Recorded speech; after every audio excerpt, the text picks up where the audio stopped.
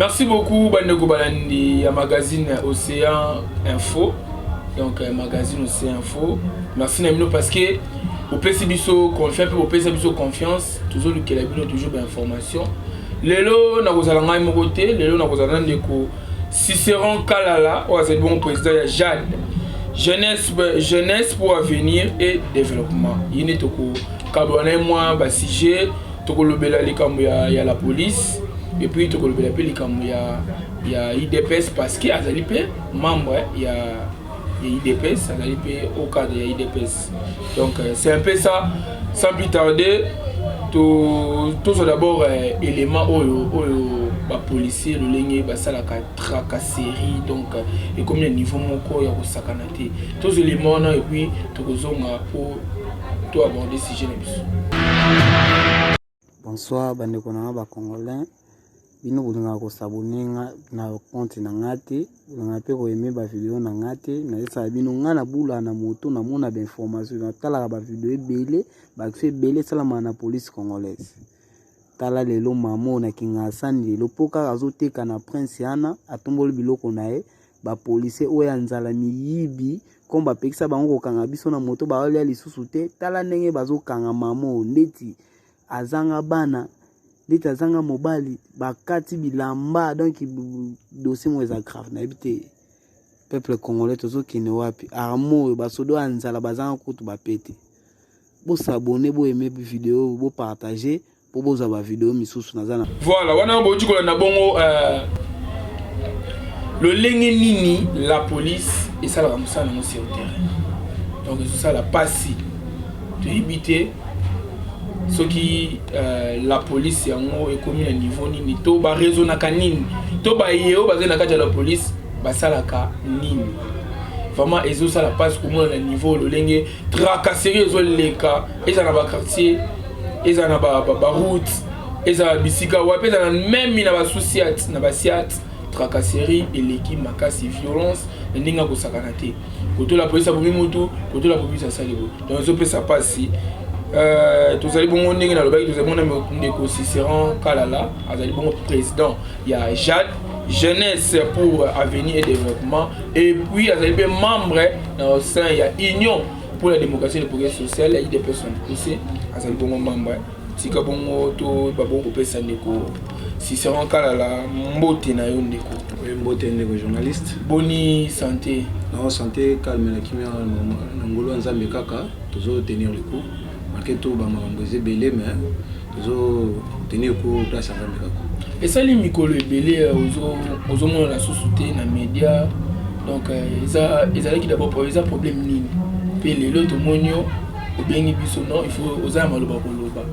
Non, en tout cas, vraiment, je tiens sincèrement à remercier Batonio Sto, Vando Benanga en privé pour me dire que non, Vando c'est plus la forme, nous avons intervention, nous avons défendre parti, vraiment. Je tiens sincèrement à vous remercier aujourd'hui. C'est une occasion qui se présente encore une fois de plus. Nous avons remercié Bino et puis nous avons gagné Masolo, le baga toujours. Marambo salama qui pour moi que na ilégation na émission to eza ba raison privée personnelle oui ba no ça été que na ilégation na ba émission mais pour cette fois-ci on a pris la décision de revenir et puis pour défendre le parti UDPS et défendre le Congo en particulier. Voilà, merci beaucoup Bandeko Balandi, vous avez toujours branché vous en parce que lelo ko inda pe ba vérité ko bima parce que océan et bon ma salité te bimisa ka nyonso to bimisa. Voilà ndeko Cicéron Kalala yo c'est bongo président, il y a Jade, vous allez jeunesse pour avenir et développement. Vous allez payer mon corps, il y a un cadre au sein, il y a IDPS. Voilà. Le toujours la première sujet, d'abord, vous allez la police.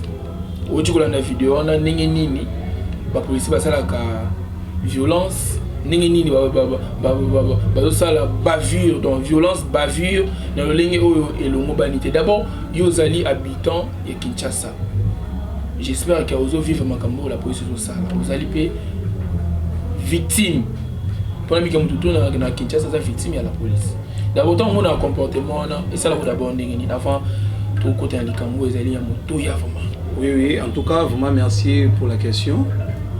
Comportement les autres hommes na kati ya ba policier na biso baza censé ko sécuriser biso ezo sala biso d'abord premièrement passe na motema et puis ngai premièrement nazaki choqué il y a comment que non même makamwana même comportement et comment il se répéter même le pouvoir na biso IDPS parce que ça va bloquer quand on condamné ou ça la biso que notre s'engager na lutte à IDPS to lutter contre ba bloquer parce que nous choquer sur le temps tant tout le monde bloquer se répéter et puis on ça se passe mais je tiens vraiment à remercier le nouveau commissaire de la ville province de Kinshasa général Blaise Kilimbalimba oh le vraiment suspendre ba mouvement na yosto marquer tout ba mafia ba to ba messana déjà na bandinga mabe bazo continuer toujours comme ça mais moi général na aussi vraiment commissaire braté continuer toujours tout ça simana to soutenir maintenant par rapport à comportement ba policier to yebi kentoza ki na régime passé où ezalaki yake mututu policier azo quitter terrain pour le ba konziner ali kolombo mbale donc policier azo tchali kelemba d'abord par jour 150 000 francs par jour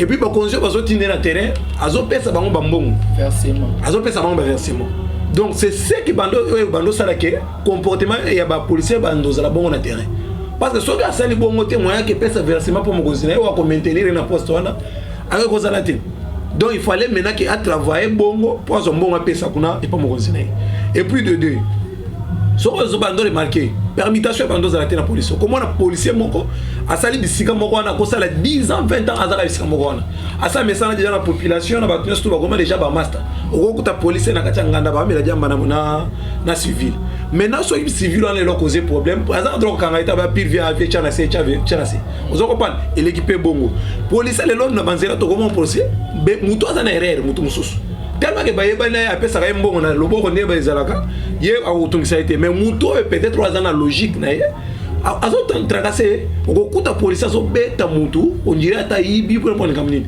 akokota na mutu ka mutu botoli fola azo sangisa bambongo donc zo mona blo juste en désordre mais nazo fait vraiment encore une fois de plus général Blaise Kilimbalimba façon ça nazo sala vraiment senti en cœur et puis na kosenga na yo et ça n'a pas policier mususu pour le moment pour ne pas dire que non ma ministre sala déjà bon non et ça va policier mususu azo continuer toujours comme ça la babavio surtout sur le roi rond-point victoire on a dit nous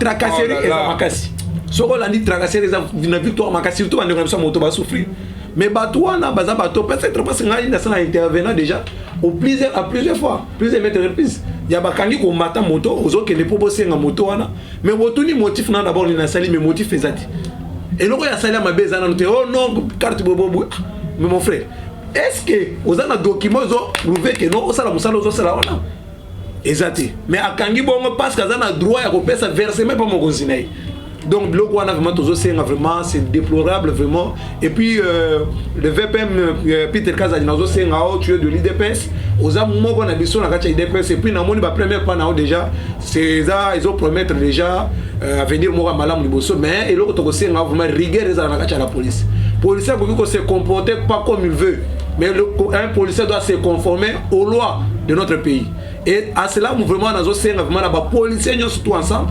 bozali bona ko sécuriser cette population na ba bien na biso et non pour nous tracasser o comprendre na butu mon frère o comprendre na policier zo el boso na yo o ki makutu policier comme yo que c'est réfugié pas ko na ki policier parce que policier ko 13 nous surtout dans la poche na yo est-ce que lo bon nous on va accepter ça quand même que c'est notre pouvoir mais toujours c'est Peter Kaza dit mais charrière makamul police yo so la ndiari président de la République très bien alors ba na police il faut ba policier belé ba zonga vraiment na ba formation tozoaka ba pire petit mo boza po baza ba mettre na kache bozi ba ngala mona po ba kangela ka bino ba kuluna asala ba blo mo ba sala kana mais ba gongo ne ba vrai kuluna so ya solo donc blo wana nyos tozo déplorer ngo et puis tozo senga toujours na Peter Kaza yo za moko ya IDPS il était vraiment que maman ici là tracasser routier réseau salama vraiment policier nyos to ba musala na ina détachement o aza PCR aza la PCR o azali o azo accompagner ba PCR on a base mais base na ba mission bien précise yo be que non tambo imane nzela eza pour bosala boy et non pour tracasser la population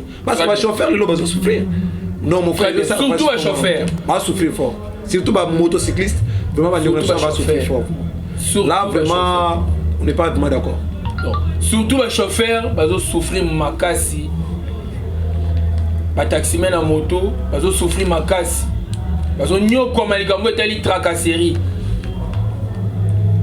pendant ko bakisa merci d'abord na général Blaise Kilimbalimba merci na yo na ordre au pesaki pour na kolongola ba bureau de ballon maintenir civil baza non identifié ba longola njela pour musala isala ma kitoko merci beaucoup na remercier ki onga mokote na kita ki sur terrain wapi nazaki bongo na bokasa commerce na solaki na ba motocycliste o ba pesa ki maloba par rapport ya ordre oyo pesa ki bikoleleki ba c'est plaît ki makasi tous d'abord interview on a ndenge to interview ki ba motocycliste et puis to kozonga ah pour te beta susu c'était mon mike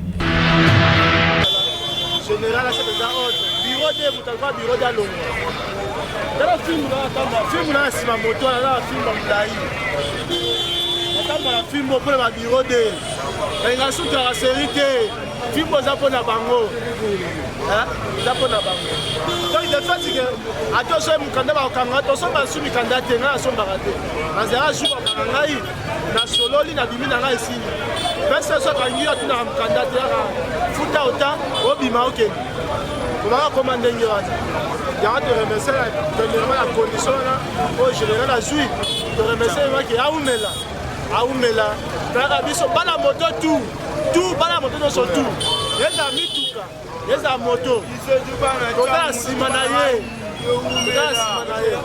baramoto so komi baramoto pour les gabiens il faut ça makolo so muta pousse leki asa déjà la risque muta makobanga muta vera les gars obanga muta moto les gars obanga muta mutuka leki asobanga donc maximum je ça les mabanzela à partir bango moko ba bureau de wana ni maleba siko iloko na kopesa merci mingi o banana ya Kinshasa abulaka moto ba tracasserie suka te mais ya côté tracasserie suka iloko na pesa merci makasi et continuer kat bon soki tozaka boye mboka ekobongo po miyibi batiki koyiba bakoti na moto ayiba lisuti kuluna akoza la kuluna atiki kuluna akoma kubula moto siko ndemo bando tumisa biso pena ndenge général alongoli na pesi merci beaucoup voilà wana boti bongo kolanda ba interview donc ba intervention ya bato par rapport ya ordre oyo général actuel général commissaire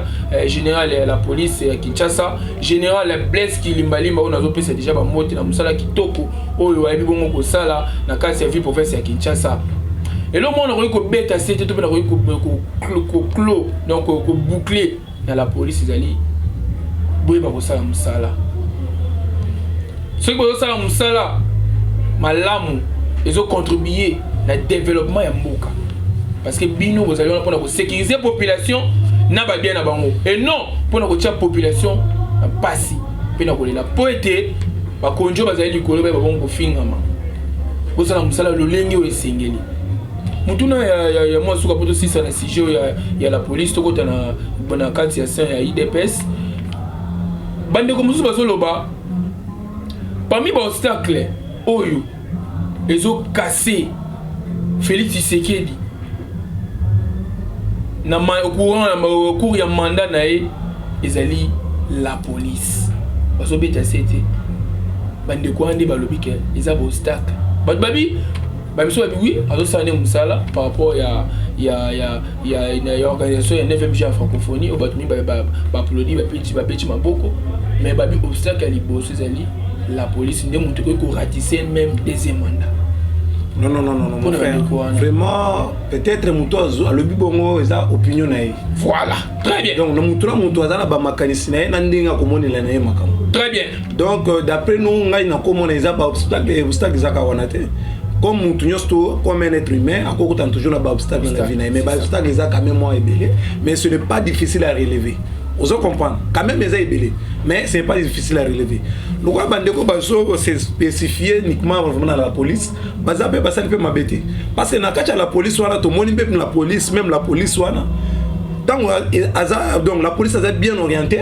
Tout le monde est déjà que non, même la sécurité francophone. Est bien orienté parce que Bazaki a la volonté d'avoir mon chef. Dans notre pays, on a tout, mais ce qui manque dans ces pays, c'est la volonté politique. Mais nous avons aujourd'hui un président qui a la volonté de faire les choses et de faire avancer les choses. Et le président doit être accompagné avec des gens, des hommes intègres. Au Bazan a souci, même volonté que lui. Mais non, on a la police, soit au moins le Peter Kasson, il était comme un commissionnaire. C'est un commissionnaire au sein de la police. Parce qu'ils étaient là avec ces hommes-là, les Caroulis, tous ils étaient des commissionnaires. Mais aujourd'hui, tant que le président de la République a nommé commissaire provincial Moussou ya ville province à Kinshasa. Aux hommes quand même a déjà première panne à Zuba mesure qu'on interdit d'abord ba aner ba sala ba msala ba tracasser surtout manzela et puis la police quand a sona ba moto te na ndinga tracasser. Aux hommes déjà quand même que police Moussou aux hommes na Moussou ba mais ba Moussou ba zo s'entêter ba zo contrôler toujours travail. Mais ata ba ouais ba za te tu ana ba travail ba travailler soutenir moteur le boss. Parce que aux hommes na mais ba comment ya bosso bon que ba so télé mi balé mi ça tout ba bangi bala moko ba aboka ba le pisa to solo là. On se comprend. Maintenant, on a déjà mon banque coach quand même mais le problème, c'est premièrement, c'est d'abord la volonté. Nous avons des bonnes lois, mon frère. On a des bonnes lois dans ces pays, mon frère. Mais si le problème, c'est quoi? C'est l'applicabilité. Donc, soit tu payes si volonté, alors tu appliques la loi, les choses vont marcher. Maintenant, le problème, c'est quoi? Et ça, l'homme congolais d'abord.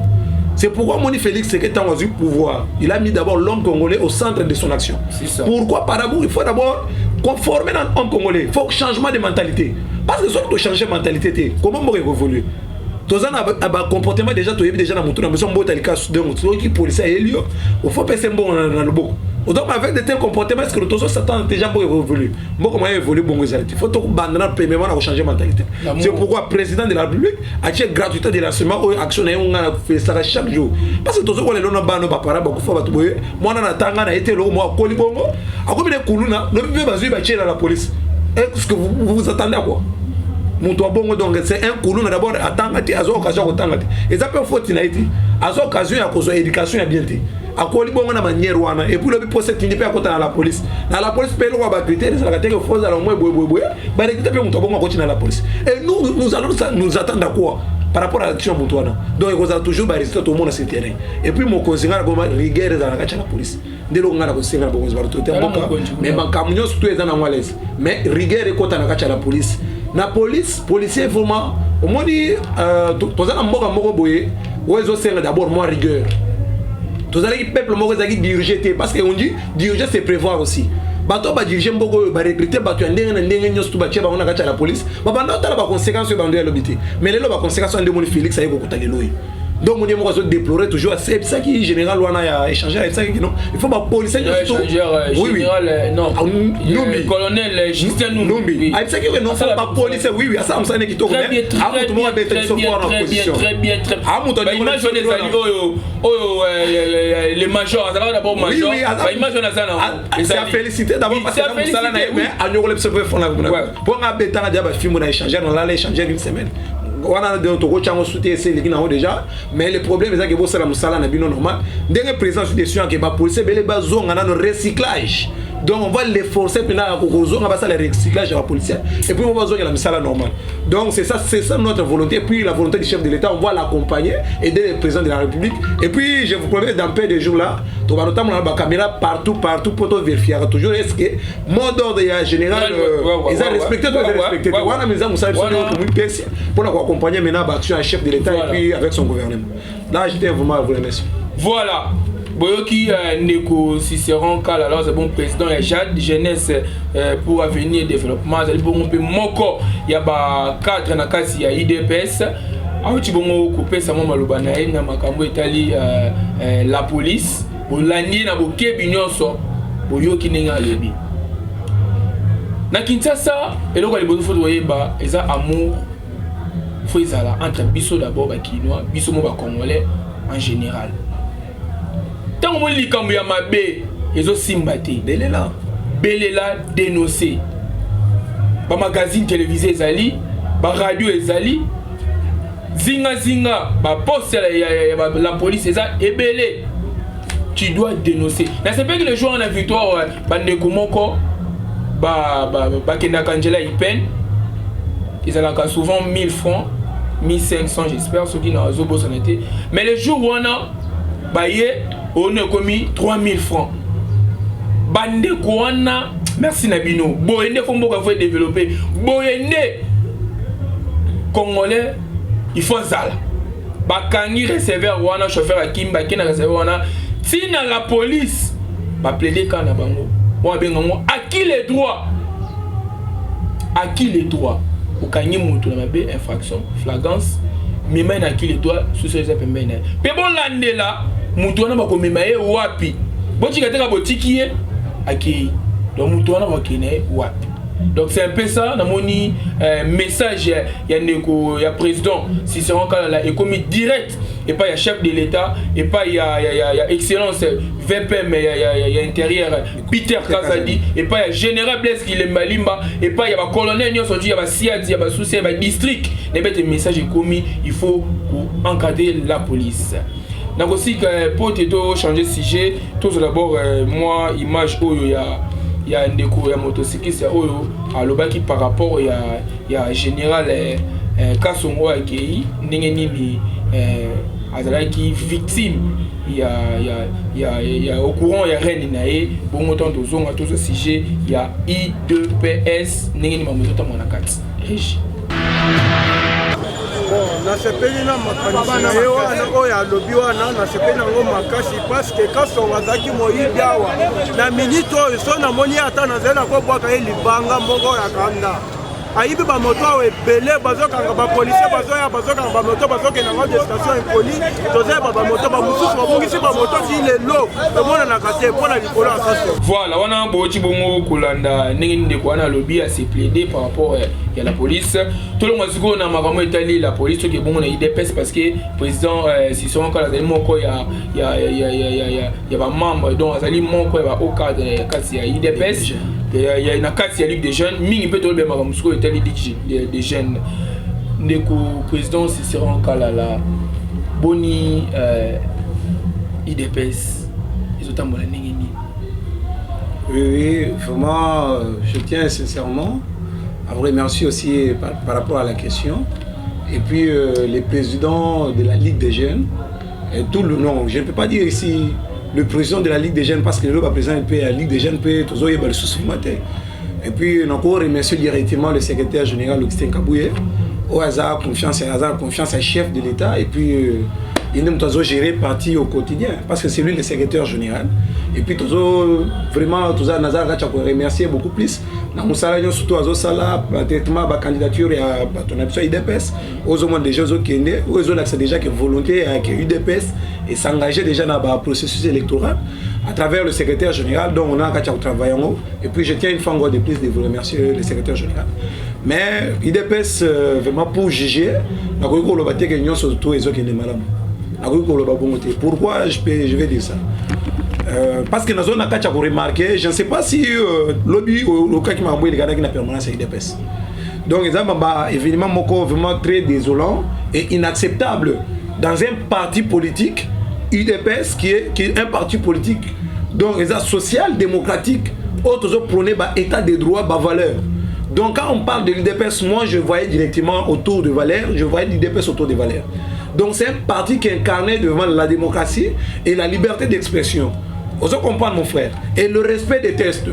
Aujourd'hui, dans l'IDPS, comme tout un chacun, comme tout parti politique, ils sont régis par ce qu'on appelle le statut.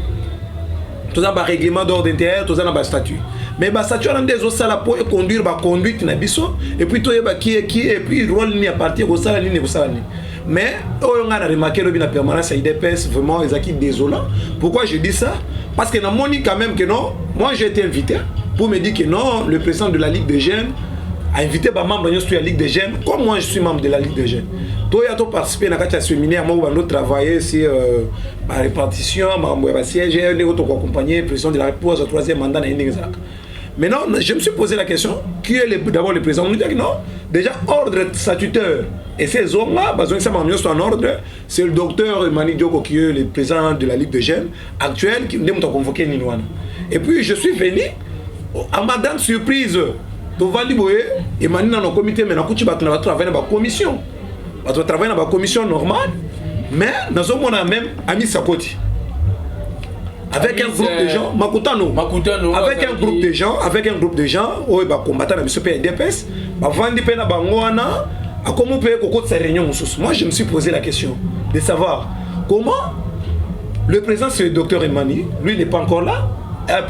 Maintenant, directement, on voit Miss qui apparaît comme ça avec, pour tenir directement une réunion là. Mais moi, ça m'a vraiment bouleversé et puis je me suis retiré. À quelques minutes, je vois Emmanuel qui arrive aussi avec un groupe de combattants aussi. Ça a commencé vraiment comme c'est comme tiraillement donc vraiment pourtant na bango na bango donc le président la Ligue des Jeunes au président de Ligue des Jeunes la koto ba yemba na kacha permanence mon frère vraiment quelle image autozo teka na mokila na mboka mobimba et puis moi tout ça moi j'ai remercié le secrétaire général ici par rapport à tout ce qu'il a fait mais c'est là où moi je condamne le secrétaire général parce que dans l'IDPS il faut se dire la vérité en face être cadre ils ont privilège ils ont charge oh ils ont même mais qu'on permettre de se comporter comme tu veux pas non bah toi les lobes c'est quand même les lobes président de la Ligue des Jeunes mais ça pour battre les troubles dans le IDPS vous pouvez vous imaginer que sont parmi les gens oh IDPS et PC Moussala mais moi bango so na misala na bango ne ko instrumentaliser na ba jeune IDPS pour les accompagner dans ba désordre vous comprenez mon frère ba désordre bango so na IDPS bazo sala ngo grâce à mbongo yo IDPS et PC bango musala mbongo na bazo zo ngo pe bazo na kacha IDPS pour instrumentaliser les esprits faibles quand on amène un jeune qui ne travaille pas on va aller $10 que non tu dois m'accompagner je vais aller à la permanence me poser faire ça et les gens là vont refuser parce que ça a moussala et puis les lois des autres disons quand on a la Ligue de Jeunes ça ne profite qu'au secrétaire général parce que c'est lui-même le responsable numéro 1 quand on dit que c'est quelqu'un qui c'est lui qui gère le parti au quotidien c'est lui qui doit prendre ça en charge rétablir l'ordre statutaire dire que mais qui va jouer donc qui est qui d'abord parce qu'on ne sait plus où aller parce qu'aujourd'hui Emmanuel Sedi président de la Ligue des Jeunes et Messi, président de la Ligue des Jeunes. Alors, qui est le président de la Ligue des Jeunes? Quand on regarde un grand parti politique comme IDPS, partout dans le monde, parce qu'aujourd'hui, les autres, parmi les autres, conduire parti socialiste dans le monde. Parmi les dirigeants, on a le secrétaire général, ils ont représenté l'IDPS. Maintenant, on a un parti à l'IDPS, au secrétaire général, Augustin Kabouya, au Yozo dirigé. On a des autres dans la Ligue de Jeunes. Parce que les jeunes, on a censé un jour qu'on s'occupe de la séminaire dans la l'IDPS. C'est pourquoi moi, c'était pourquoi, par rapport à des ordres. Elle se retira vraiment parce que moi je suis membre de l'IDPS. Je suis né IDPS et n'a pas IDPS. Mais comme action, ma participation à bloc de l'IDPS, je me suis retiré. C'était par rapport à des ordres. Parce que d'abord, IDPS. IDPS c'est une ligne dictatoriale. Ils ont d'abord état de droit, respect des tests. Mais pourquoi ils sont morts pour respecter les tests? Tout le monde est Emmanuel Boy. On a aussi un secrétaire général. Ce qu'on dit vraiment que IDPS un jour, parce que les lots est bien. Que jeunesse n'est pas remplacée, bino le lobo za place bozawana. Mais jeunesse ni no boutique la IDPS. Oya ba désordonné, oya ba trouver ça ba trouble, oya ba respecter ba loi. Mon frère, tout ça na boy. Toyebi que le papa so gati ndako. Ponda ko etambola malamu, il faut organisation quand même en hors des armes. Mais ce qui moi na ko moko to asoto programmer na ndenge na asoto programmer na ndenge non. En tant que yo papa au vandu wana kangi mboko tu es un papa irresponsable. Tu es démissionnaire. N'a pas devoir na yo ban.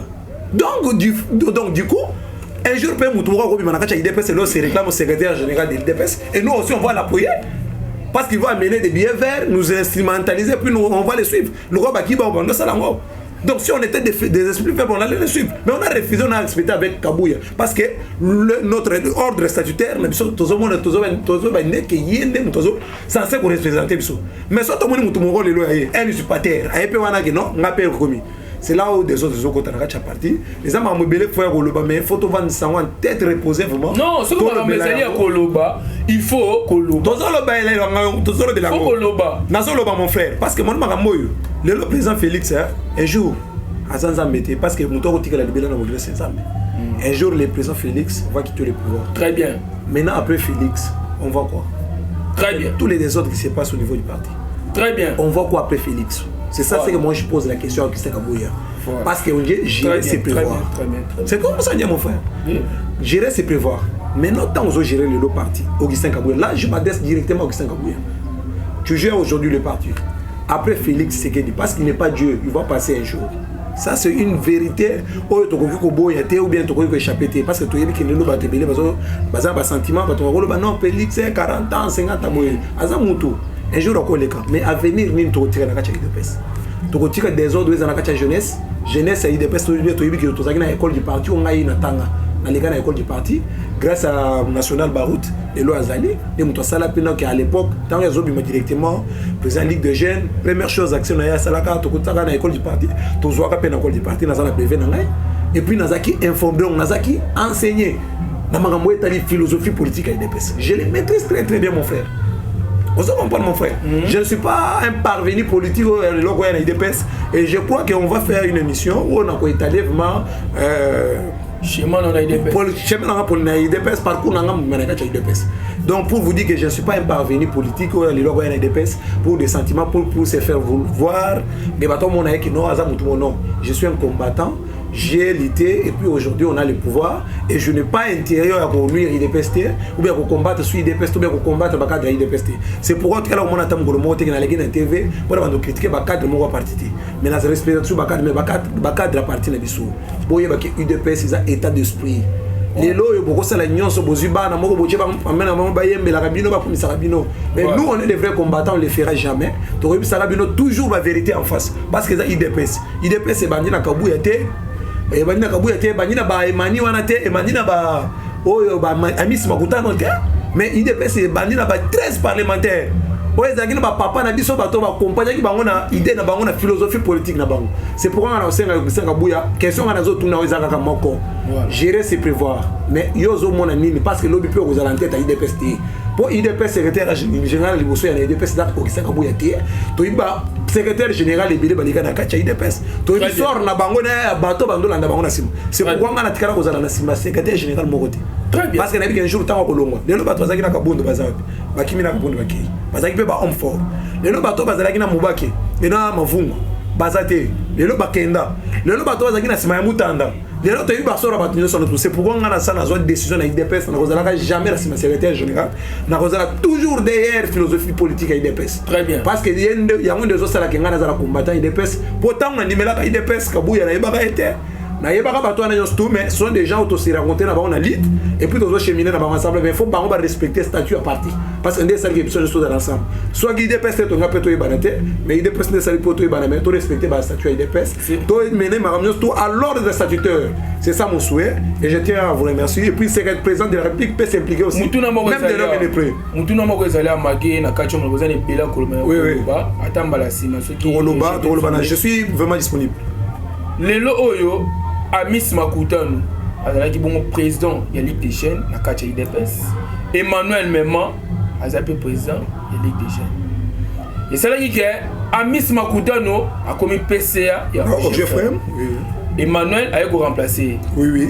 Non, c'est pas Emmanuel qui l'a. Donc, ce n'est pas Emmanuel. Emmanuel, c'est Emmanuel, non? Oui, Emmanuel. Le docteur Emmanuel, non. Là, vous avez mal parlé. Le président Emmanuel, tant que tu congrès en 2018, parce que dans le congrès, tant que tu as congrès, moi je n'étais pas dehors, j'étais en prison.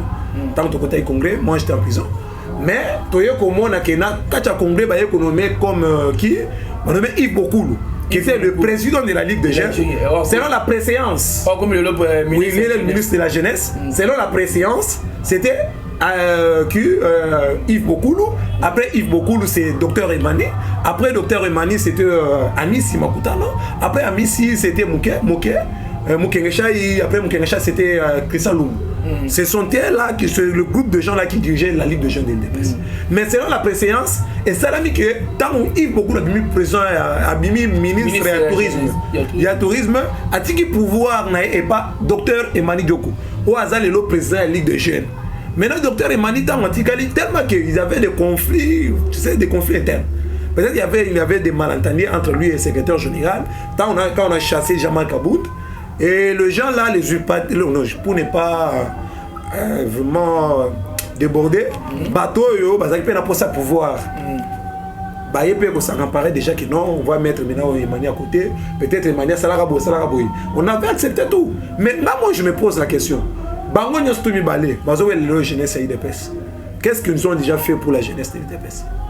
Depuis qu'ils ont occupé la position, qu'est-ce qu'ils ont déjà fait pour la jeunesse de l'IDPS? Mon frère, on aura le temps de parler de ces choses.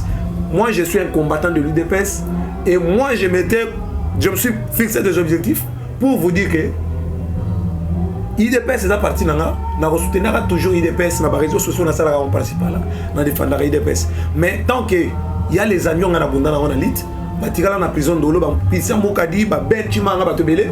Tant que bato na bazana liberté ngai des sentiments vraiment ya ko s'engager vraiment beaucoup plus vraiment dans la liboso.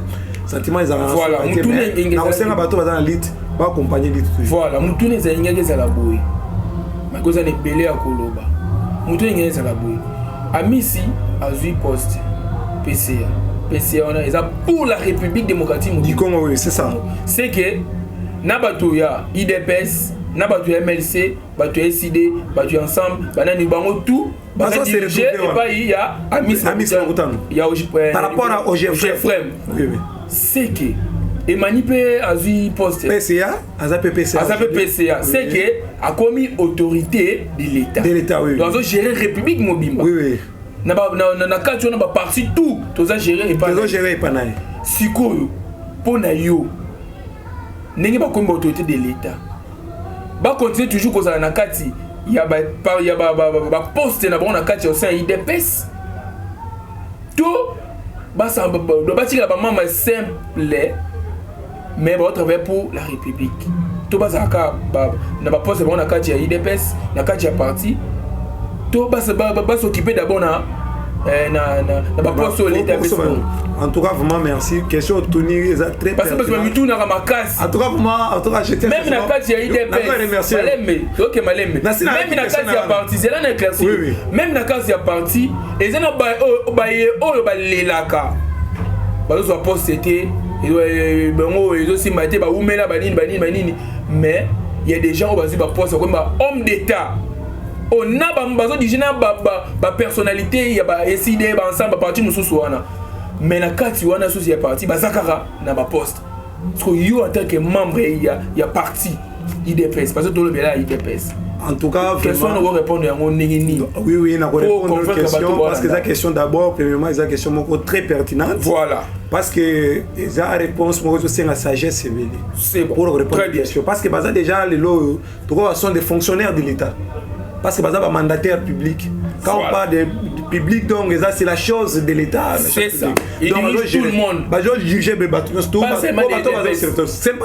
ne sont pas des DPS baza déjà agent de l'État maintenant il faut maintenant se poser la question est-ce qu'il y a la compatibilité entre les deux fonctions ou bien comment parce que si c'est incompatible il y a que non à cause de la nanité à cause de la nanité parce qu'il y a des tests et des lois où ils ont régir la société wana nyonsto OK maintenant il faut que na kacha ba test et ba loi wana ya ba entreprise ba mazo gérer est-ce qu'il y a la compatibilité ou bien l'incompatibilité c'est ça c'est la question qui reste à poser ici mais moi du point de vue ça c'est du point de vue des droits moi ici je suis pas un juriste comme je peux vous le dire moi je fais la science politique je suis pas juriste mais en raison de mon expérience à ce que moi je sache, que non, il peut être.